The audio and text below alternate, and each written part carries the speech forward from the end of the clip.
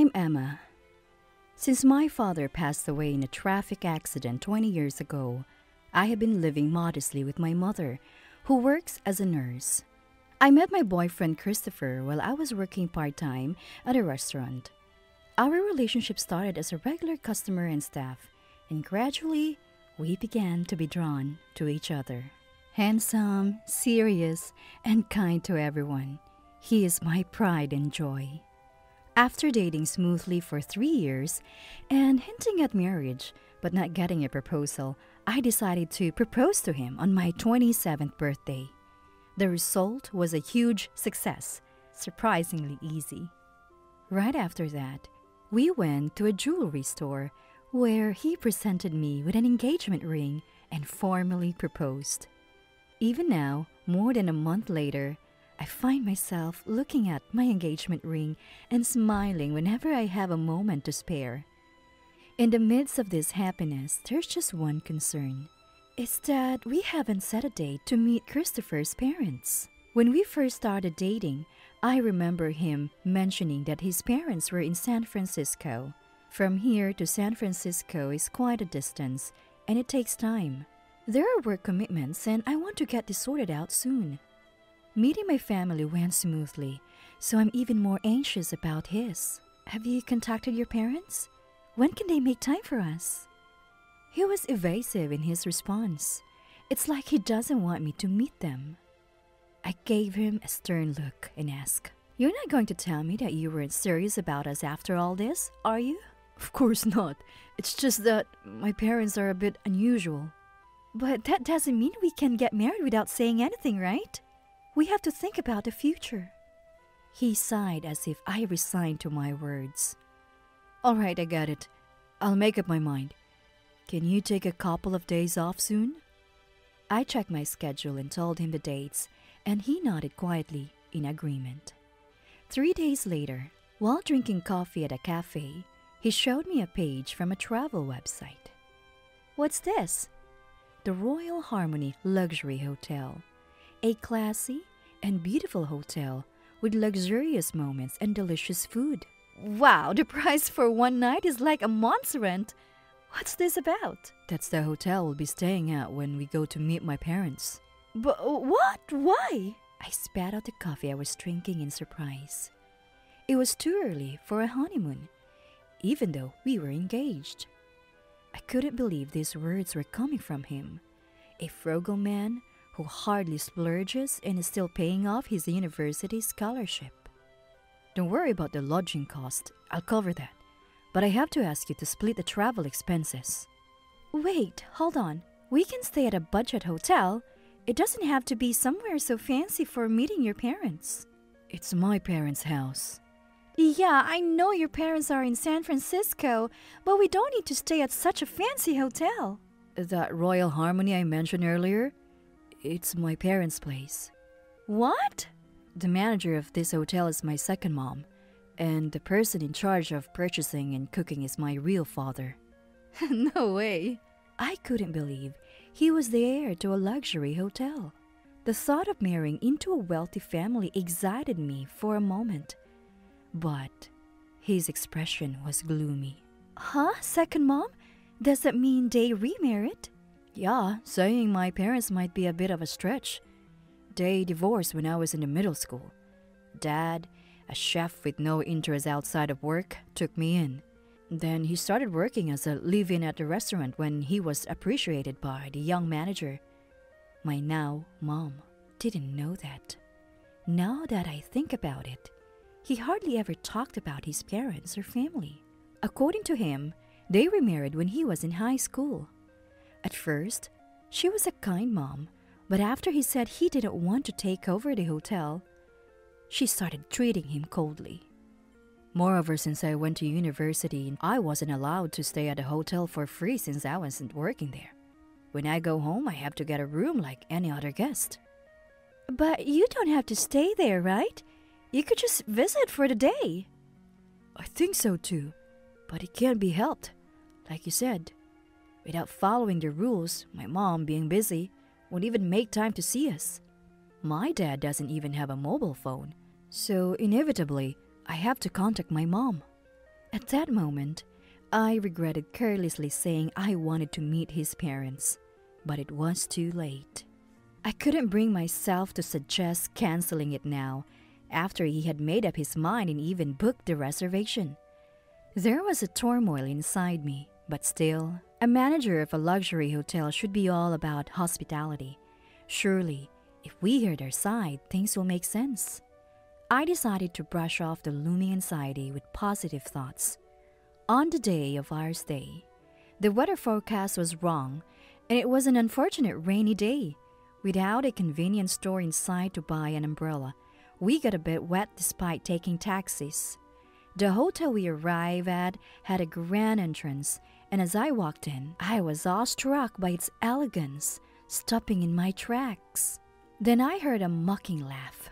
"What a sight! Coming into our establishment dressed like that!" Turning around, I saw a middle-aged woman in a suit, smiling elegantly. "Thank you for coming all this way. I am Grace, the manager here and the mother of the young man you see there." Grace. As I bowed to introduce myself, she let out a small shriek. No, please don't bow in that wet rat state. You're dripping dirty raindrops." "What? Could you please dry off? It's unsightly." Dirty? Unsightly? Even if that was the case, we were paying guests at this hotel, whether we were her son's girlfriend or not. Is this how you speak to guests? Wouldn't you normally offer kind words or at least promptly guide us to our room or bath? I was stunned by her words, which I never imagined hearing. Then another guest entered from behind us.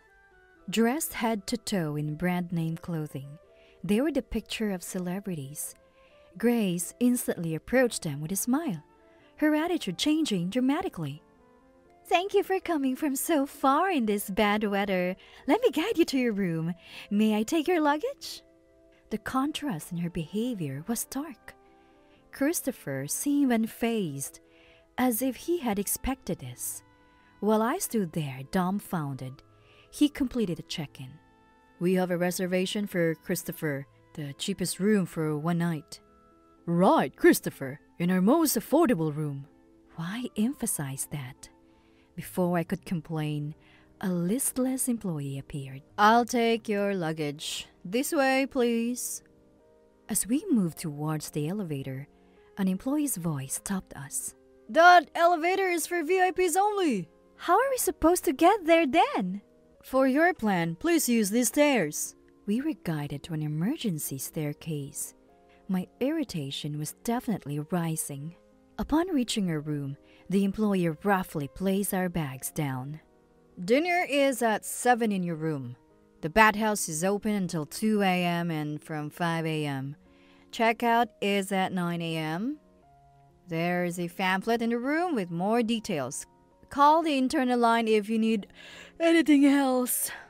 With that, he yawned and left. What was that treatment? I'm appalled at a luxury hotel like this. He took a towel out of the closet and handed it to me. I was finally able to dry my wet hair. Oh, it smells moldy despite being new. I wonder when it was last exchanged. The room itself is grand, but there are dust bunnies here and there, and unknown hair in the wash basin. And for that price, a national chain budget hotel would be much more comfortable. Hey, does your dad knows about the manager's tyranny? I've talked to him about it once, but he didn't seem convinced, maybe because he's never seen it. He's either in the kitchen all day or out for purchasing. He looks down. It's all just a facade. You're surprised, right? More than you imagined. Sorry. Do you think I want to inherit a hotel like this? No way. Why doesn't such a terrible place go out of business? That's the mystery. When I looked into it, there were hardly any bad reviews.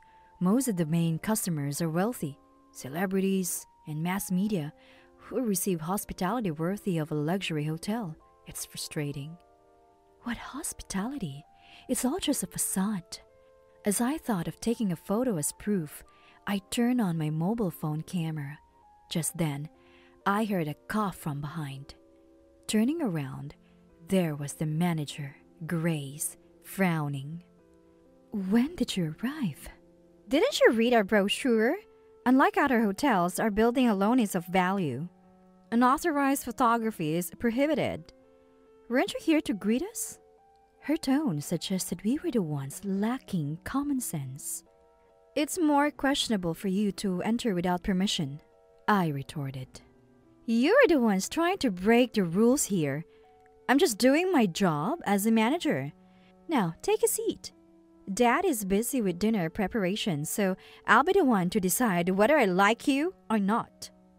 Grace forced her way into the room and gestured for me to sit across the desk from her. Her sharp gaze was intimidating. I glanced at Christopher, and he subtly nodded. I straightened my back and sat down in front of Grace. Grace began to interrogate me about everything from how we met to my upbringing and lifestyle. I don't live a life I'm ashamed to talk about. I told her honestly about growing up supported by my mom and her relatives, that I continued to work part-time at the restaurant because my main job as a cook wasn't enough, and how important he is to me. After listening to everything, Grace frowned and turned to him.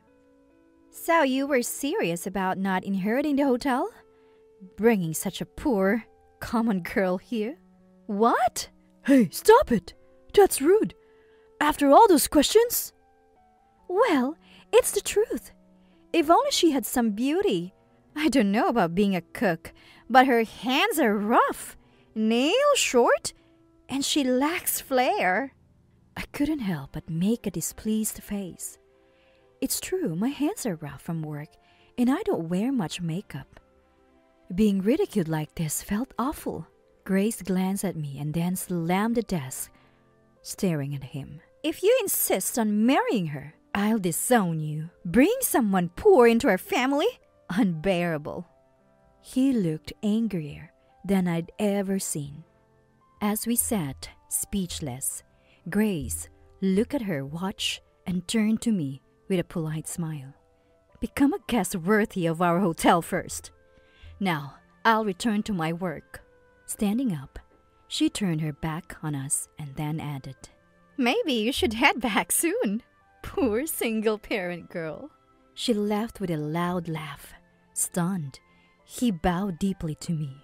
"I'm so sorry, really." "It's not your fault." Right, he did nothing wrong. In the awkward silence, I slowly began to speak. "Hey, if we get married, it looks like you'll be disowned. What will you do?" I realized I had asked a difficult question. He thought for a while, then sighed deeply and looked me straight in the eyes. "I still want to marry you," he said firmly. I smiled at his words. I understood his feelings. We could just go home now, register our marriage, and never see Grace again, just as she wished. But I'm not so kind as to back down quietly after all that. Beneath my smile at him, a flame of anger was burning. "I have an idea. Will you help me?" A luxury hotel, getting carried away and forgetting it's in the business of hospitality.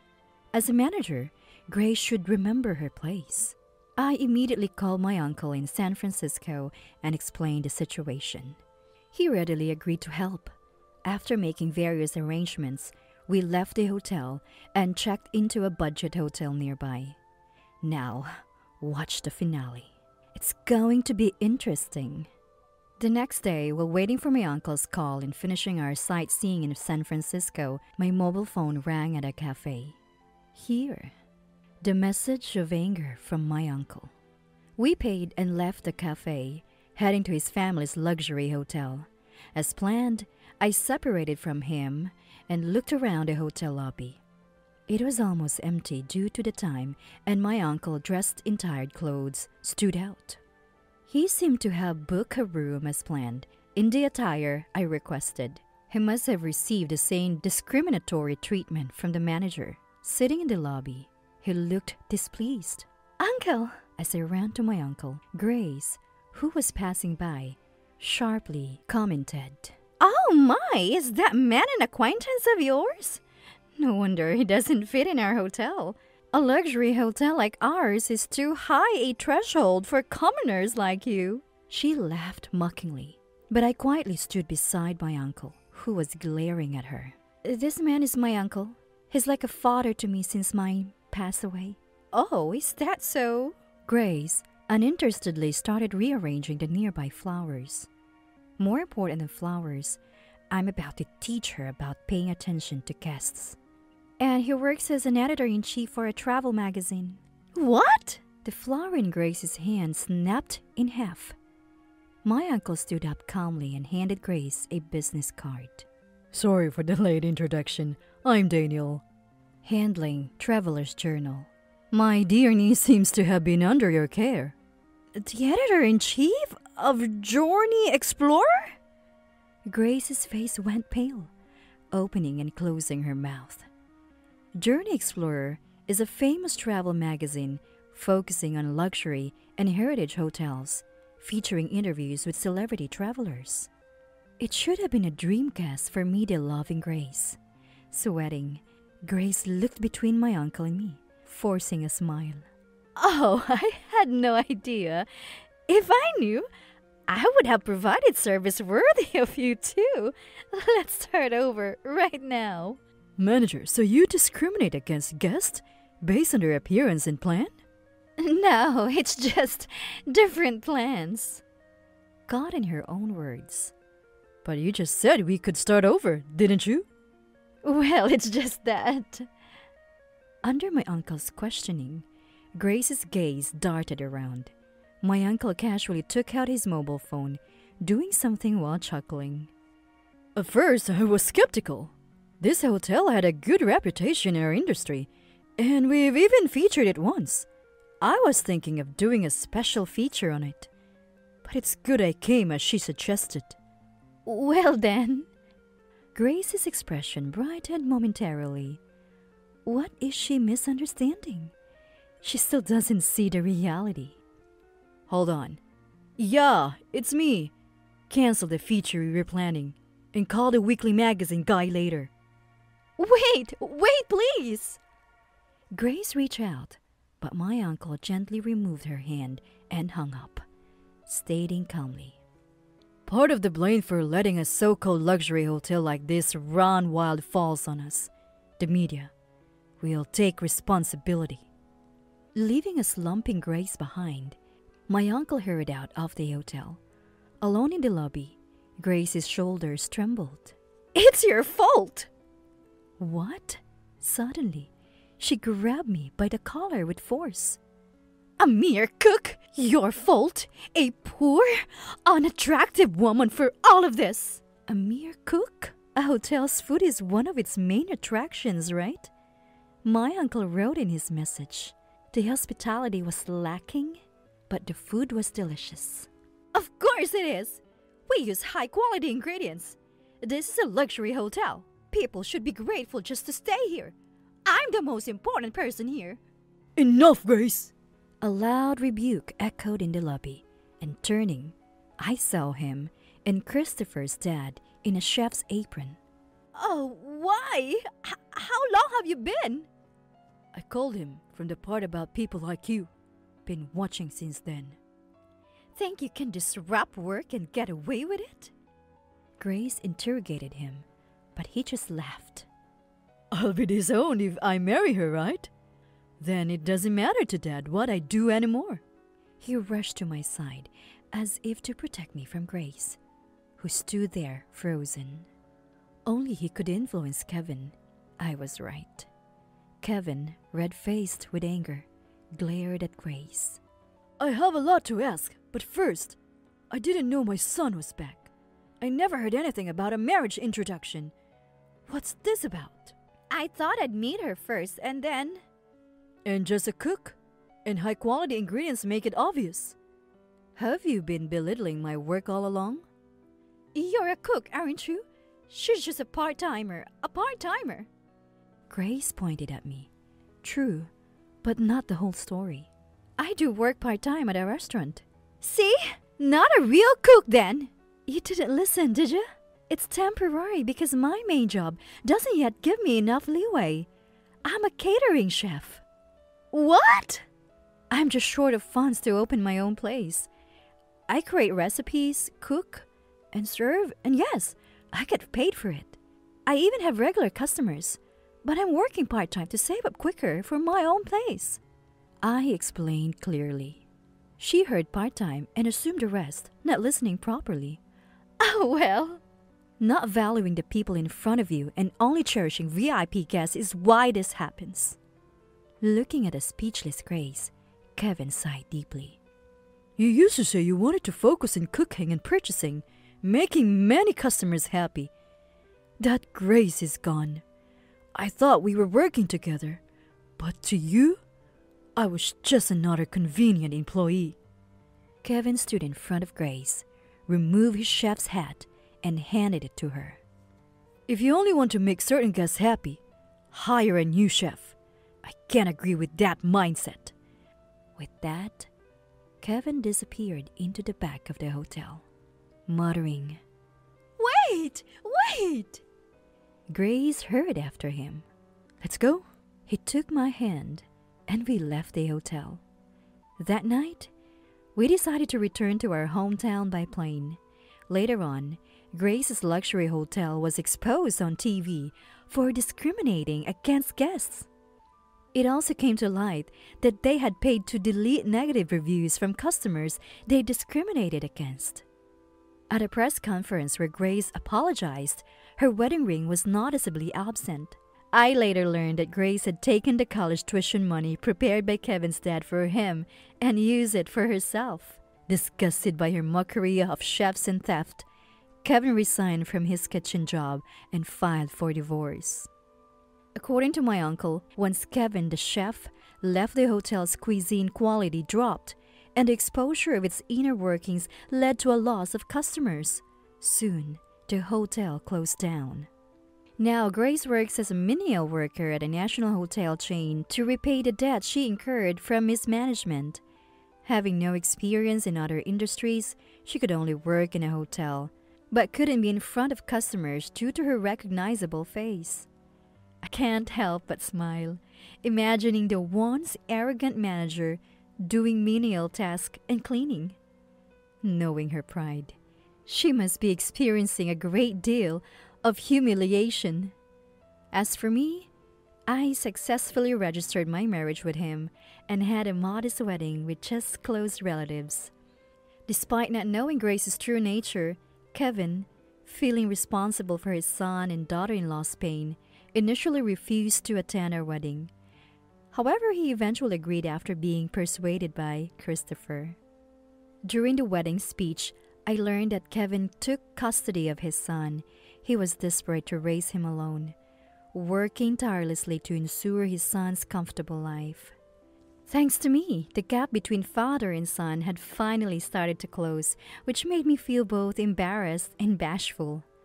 Later, Kevin started living alone with working at a restaurant, and we began our life together in an apartment near my parents' house. Years later, we invited my uncle to our home. The purpose was to have him, with his discerning taste, sample the menu for the small reservation-only restaurant we planned to open soon. With enough money saved, we were opening a small restaurant while continuing our catering business, intending to quit my part-time job. Our restaurant might not be luxurious, but we hoped to make everyone who visited smile. We wanted to continue leading modest but happy lives, and it would be a joy to help make the lives of those who visited our restaurant a little happier.